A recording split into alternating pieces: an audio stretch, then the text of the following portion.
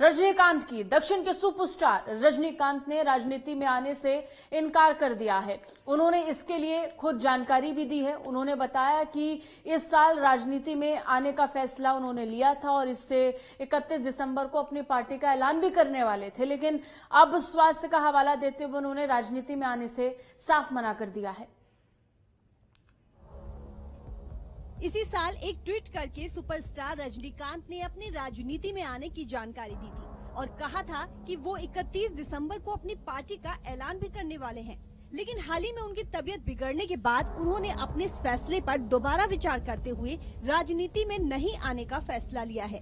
रजनीकांत ने एक लंबे पत्र में स्वास्थ्य मुद्दों की ओर इशारा करते हुए तमिलनाडु के आगामी विधानसभा चुनाव में भाग न लेने की घोषणा की।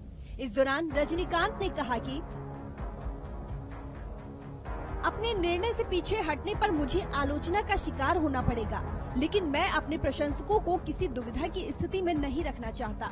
मैं अब वैक्सीन के बाद भी स्वास्थ्य को संभाल पाने में अक्षम हूँ, इसलिए बिना चुनाव लड़े ही लोगों की सेवा करूँगा। अगर मैं चुनाव लड़ता हूँ तो मैं सोशल मीडिया और टेलीविजन पर प्रचार करके चुनाव नहीं जीत सकता।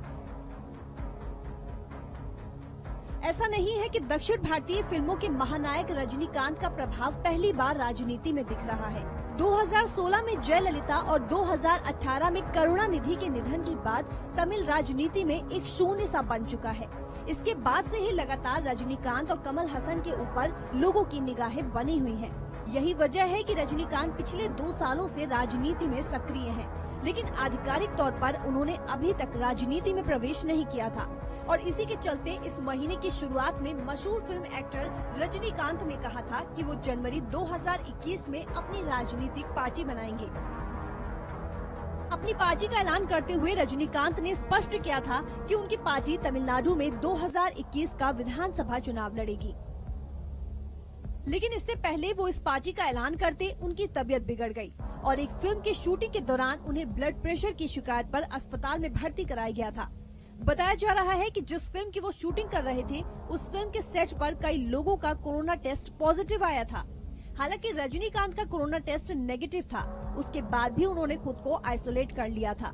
हालांकि जल्द ही उन्हें अस्पताल से छुट्टी मिल गई, जिसके बाद उन्होंने अपनी राजनीति में न आने का फैसला लिया। रजनीकांत को डॉक्टर्स ने भी कई बार एहतियात बरतने को कहा था, जिसके चलते उन्हें राजनीति में न आने की सलाह दी गई थी। लेकिन रजनीकांत ने फिर भी पार्टी बनाने का फैसला लिया था और अब अचानक उन्होंने स्वास्थ्य का हवाला देते हुए अपना फैसला बदल लिया है। Bureau report, network 10।